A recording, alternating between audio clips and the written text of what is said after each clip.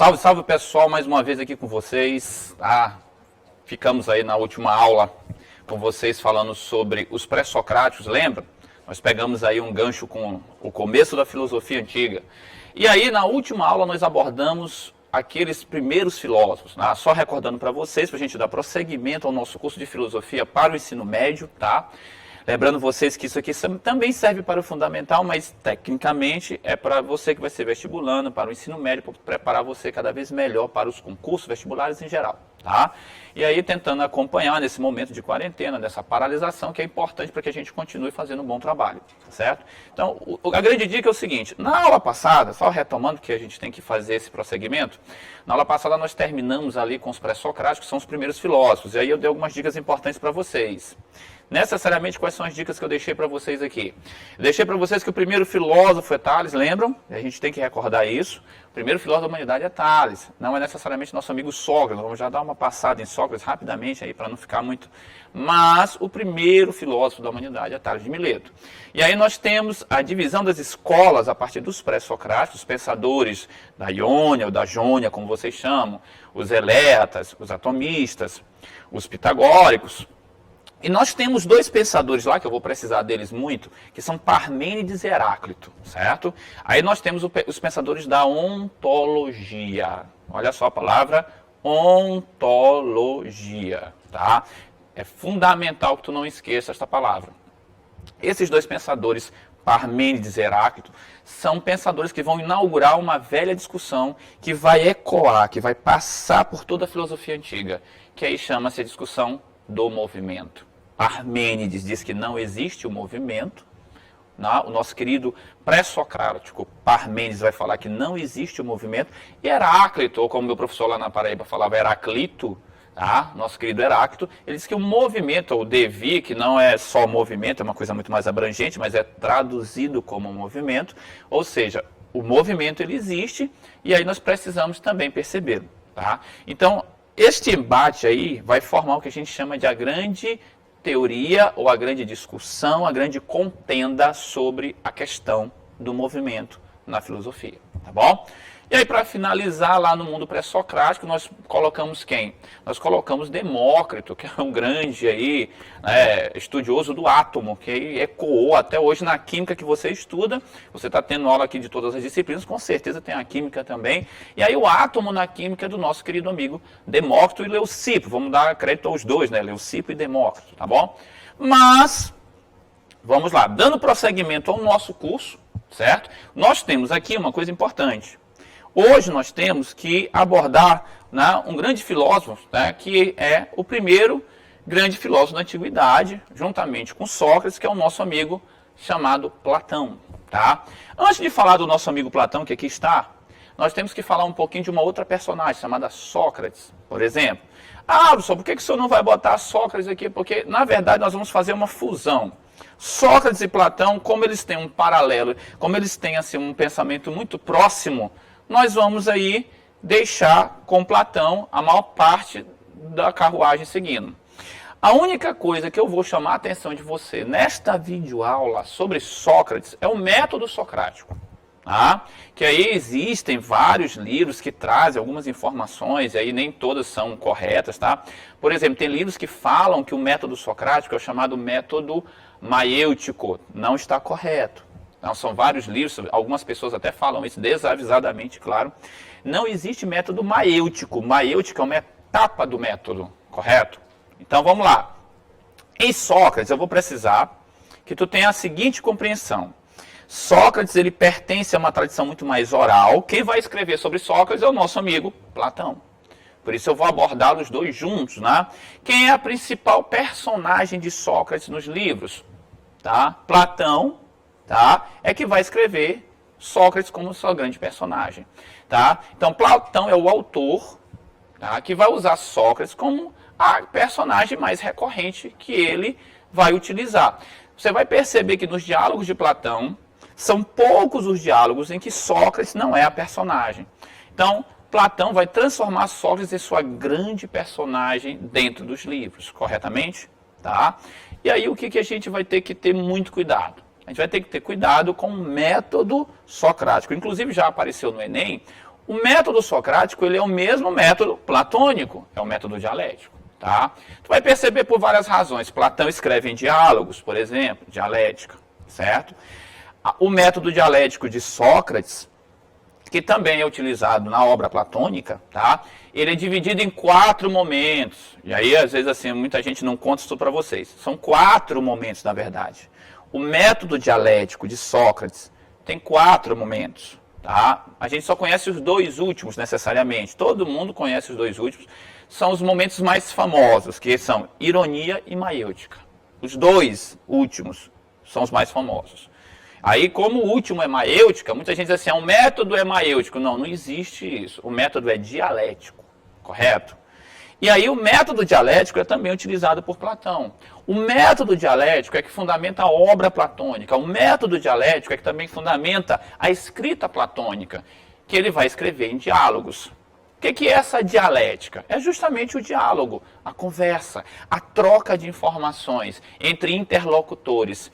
Então, quando Platão vai escrever, ele usa uma personagem chamada Sócrates, e esta personagem chamada Sócrates, através do diálogo ou da dialética, ele vai construir novos conhecimentos, ok? Daí Platão ser a fonte, Platão ser o escritor, Platão ser o elo mais conhecido sobre Sócrates. Lembrando a vocês que Platão não é o único escritor que fala sobre Sócrates. Nós temos, por exemplo, Aristófanes. A grande descrição física que nós temos de Sócrates é de Aristófanes, lá nas nuvens, por exemplo. Nós temos, além de Aristófanes, nós temos Xenofonte, que era um historiador, tá? Que traiu Atenas, passou por lá de Esparta, no meio da Guerra do Peloponeso. Mas não temos somente Platão. Platão não é a única fonte sobre Sócrates, que fique bem claro. Mas é a fonte mais estudada, é a fonte mais conhecida. Tanto que a maior parte, em mais de 90% dos livros de Platão, Sócrates é a grande personagem. Quem utiliza como personagem Sócrates em suas obras é o nosso amigo Platão. Então, entendido? Olha, vamos recapitular para tu não ficar perdido aqui, ó.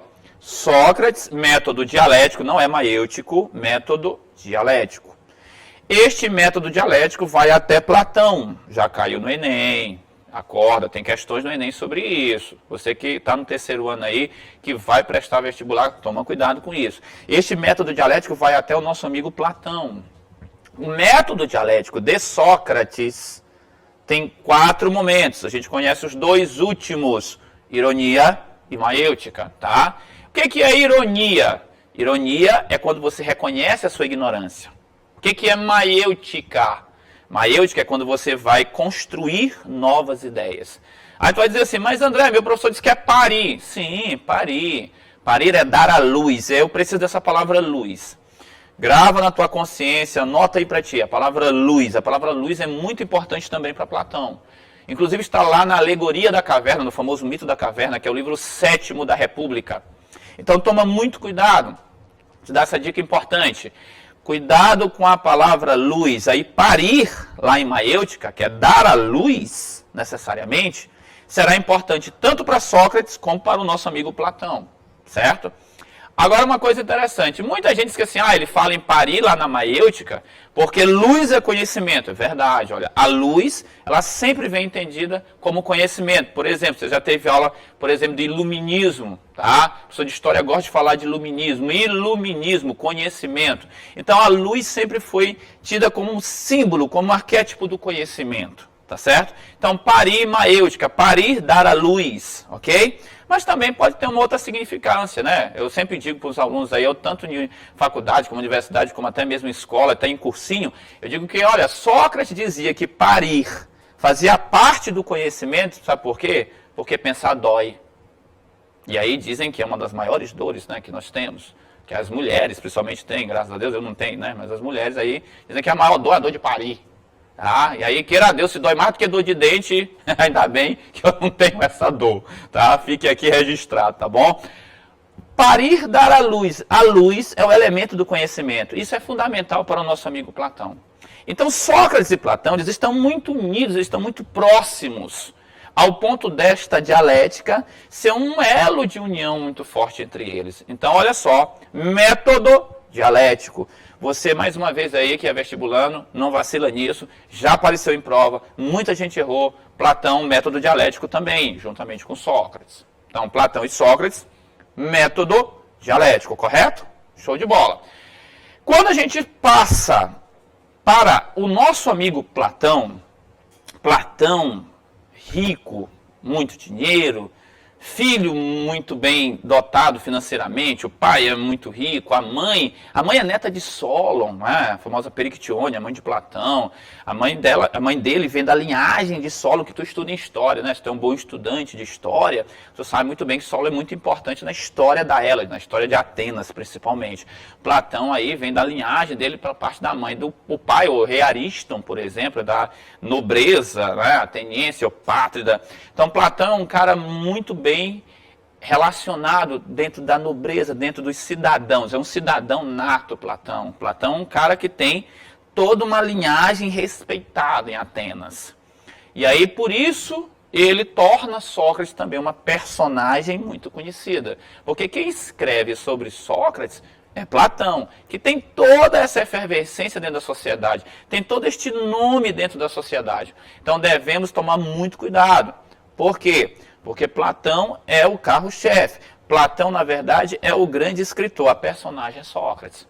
Aí nós podemos associá-los, André? Podemos, é muito fácil fazer isso, tá? Nós podemos associá-los porque eles funcionam como pares, na verdade. Tá? Platão até utiliza muito Sócrates para falar coisas que ele não poderia, que ele não gostaria. Por exemplo, falar mal da democracia, já que Solon ajudou a sistematizar a democracia. E ele está lá, né, neste momento, fazendo parte, na verdade, uma crítica à democracia, mas ele não pode aparecer porque é da família dele, então ele utiliza Sócrates. Platão gosta muito de pegar carona e utilizar esta personagem para se referir necessariamente às críticas que ele quer fazer à sociedade do seu tempo, ao próprio conceito de família e à própria arquitetura do mundo em que ele vive. Então, que fique bem claro, Platão, ele utiliza Sócrates como personagem o tempo inteiro, meu caro aluno, tá bom? E aí, quando você vai passar a estudar o nosso querido amigo Platão, o que a gente percebe? Tá? O nosso querido amigo Platão aqui, que está relacionado para a gente, além de participar e ter a possibilidade de estar numa família muito importante, ele também, tá, faz parte de elementos fundamentais dentro do conhecimento na época em Atenas. Por exemplo, ele está dentro da doutrina pitagórica, por exemplo, que é uma doutrina que tem conhecimentos considerados o quê? Iniciáticos, né? Reveladores, tá? São muitas as lendas que se falam sobre o nosso amigo Platão, associado ao pitagorismo, na academia dele, que era a escola que ele fundou, tá? Tinha escrito só vai saber filosofia quem souber matemática, por exemplo. Então, essa associação sempre existiu entre Platão, o pitagorismo e uma religião também chamada orfismo, religião dos mistérios, da qual o próprio Platão também, quando escrevia sobre Sócrates, colocava também Sócrates como dentro do orfismo e do pitagorismo. Então, nós estamos necessariamente tratando de uma figura muito importante, que tem uma tradição intelectual e até religiosa também, muito importante para a época.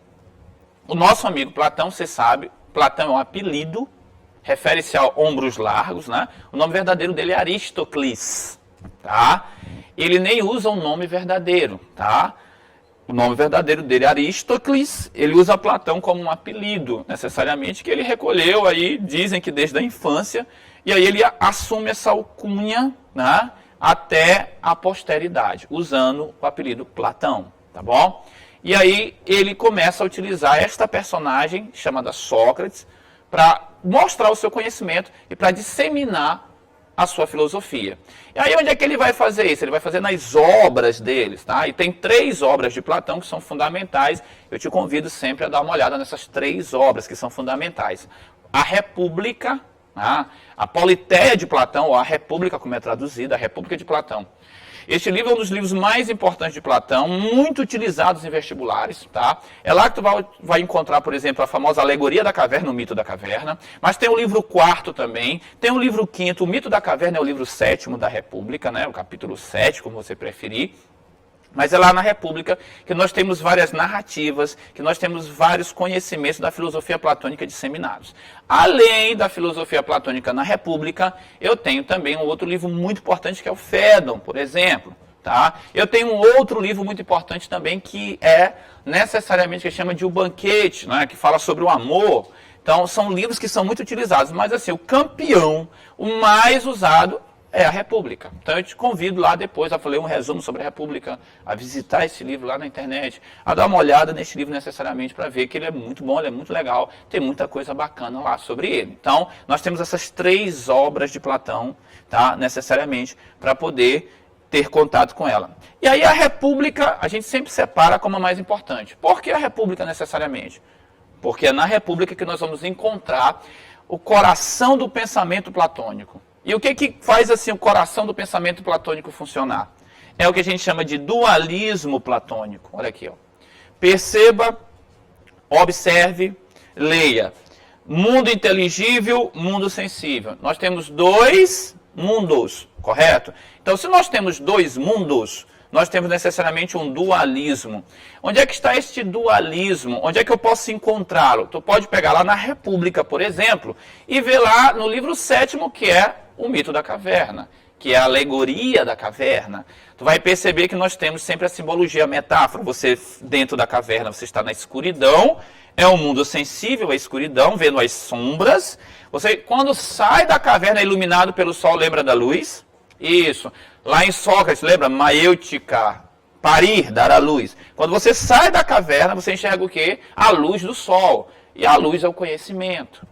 Então, a alegoria da caverna traduz muito, vai tomar cuidado com isso no Enem, tomar cuidado com isso nos vestibulares.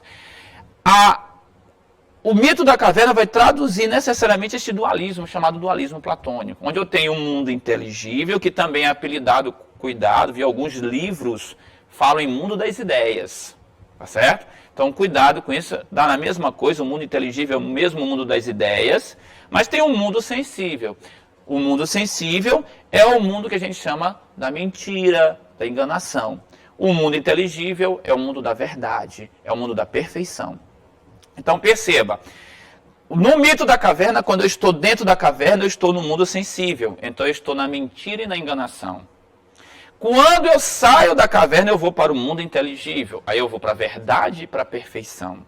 Entendam a jogada? Mas percebam, eu tenho quantos mundos?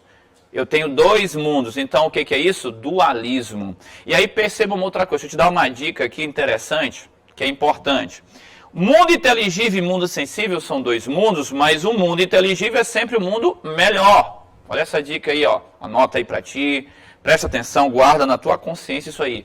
O mundo inteligível é considerado sempre o mundo melhor, porque lá está a verdade e a perfeição. O mundo sensível é desqualificado, ele não vale tanta coisa. Por quê? Porque aqui nós temos cópias, mentiras, imperfeições. Tá? E não é um mundo que a gente possa, então, se ancorar ou fazer valer o conhecimento. O conhecimento verdadeiro está onde, André? No mundo inteligível. Meu caro aluno, minha cara aluna, grave isso com você. O mundo inteligível é o mundo da verdade, então ele é o melhor mundo. Por que André está te dizendo isso? Ô professor, por que o senhor está me dizendo isso? Porque eu quero que tu entenda uma coisa. O dualismo platônico, ele tem um detalhe importante. Ele é chamado de dualismo de exclusão. Ah, professor, por que ele é um dualismo de exclusão? Meu aluno, minha aluna, entenda. Ele é um dualismo de exclusão porque o mundo inteligível, como ele é melhor, ele vai eliminar o mundo sensível. Então, onde é que eu tenho de ficar? Claro, no mundo inteligível. Eu tenho de ficar fora ou dentro da caverna? Fora da caverna. Ah, professor, mas ele volta para a caverna. Ele volta para buscar os amigos e levar a verdade. Mas o ideal é que você viva no mundo inteligível. O ideal é que você viva na verdade. O ideal é que você viva na perfeição. E não que você viva na mentira e na enganação. Tá correto? Então, vamos gravar isso com a gente. Nós temos em Platão o quê? Dualismo platônico, correto? Se nós temos um dualismo platônico, então nós temos dois o quê? 2 mundos. Dualismo, 2, são o quê? 2 mundos. Onde é que eu posso encontrar isso, André? Onde é que o vestibular pode me pedir isso? Onde é que eu posso encontrar numa questão? Onde eu posso encontrar isso? Tu vai encontrar lá no Mito da Caverna, no livro 7º da República de Platão. E aí tu vai perceber que existe a metáfora, mundo sensível ele dentro da caverna, mundo inteligível ele fora da caverna. E aí, o mundo inteligível, que é o mundo da verdade e da perfeição, é simbolizado pela luz e a luz do sol. Aliás, Platão sempre chama o sol de supremo bem. tá? Só para ter uma ideia.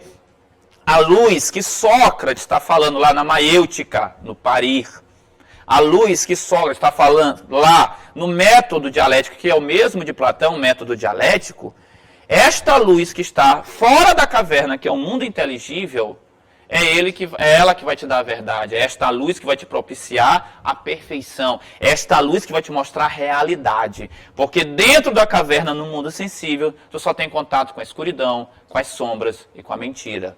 Então, guarda isso contigo. O dualismo platônico é o coração do pensamento do nosso querido amigo Platão, cujo nome verdadeiro é Aristócles. Correto?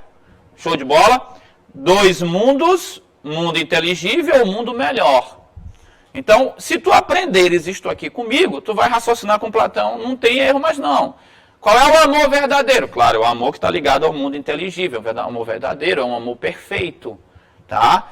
Bom, se ele está no mundo inteligível, ele não pode ser baseado em quê? No mundo sensível. Então, ele não está baseado necessariamente nos sentimentos, ele não está baseado nesse mundo material que nós percebemos, ele está baseado no intelecto e na nossa consciência. Olha o que é o amor verdadeiro, então.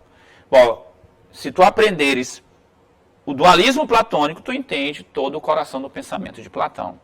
Tá certo? Então guarda isso contigo, a dica preciosa, você que vai fazer o vestibular, você que está estudando, você que está lendo Platão, para você entender a obra dele, para você responder uma questão no vestibular, você não pode negligenciar o dualismo, os dois mundos, em que o mundo inteligível é o mundo melhor. Tá? E aí, dando prosseguimento para a gente poder avançar um pouquinho no nosso tema, tá? Quando a gente vai analisando o nosso querido amigo Aristócles ou Platão, né, que é que a gente chama, nós vamos perceber que ele toma algo importante nesse livro também chamado A República.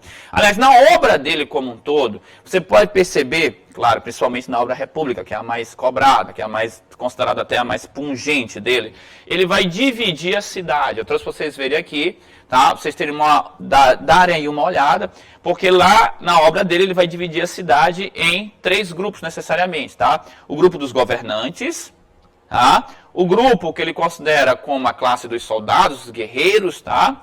E a parte que são os trabalhadores manuais, necessariamente, tá? Ou como muitos colocam, escravos também. Certo? Não é uma terminologia muito legal para ser usada, mas muita gente usa.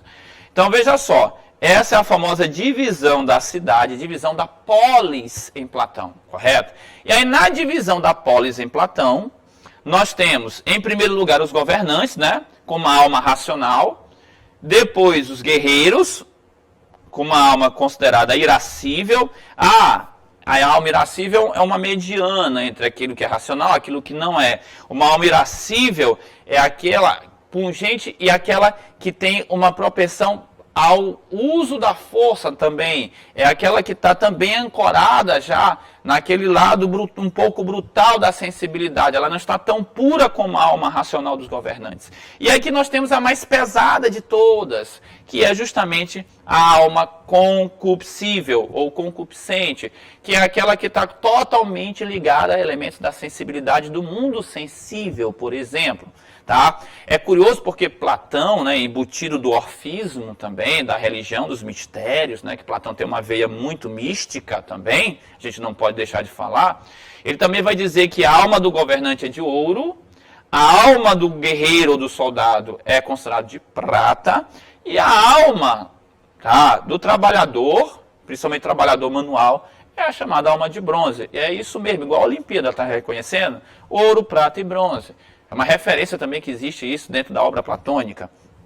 A alma racional, irascível, concupiscível, certo? E aí presta atenção numa coisa, dentro da alma racional, o que comanda é a sabedoria, olha lá. A sabedoria. Ah, André, tu está dizendo que o governante é sábio? É isso mesmo, olha só, acorda para o mundo, meu caro. O governante é dotado da sabedoria, é dotado da racionalidade, então tu já percebeu que aqui está a melhor classe, certo? Essa classe dos governantes é a melhor classe de todas, então. Ok? Porque lá está a racionalidade, lá está a sabedoria, é correspondente à alma de ouro, lembra? E aqui é a alma racional. Aí se tu pegares a dos guerreiros, o que nós temos? Coragem. Ó, no máximo ali o guerreiro, ele vai ter coragem em combate. Tá? Ele vai ter o ímpeto em combate.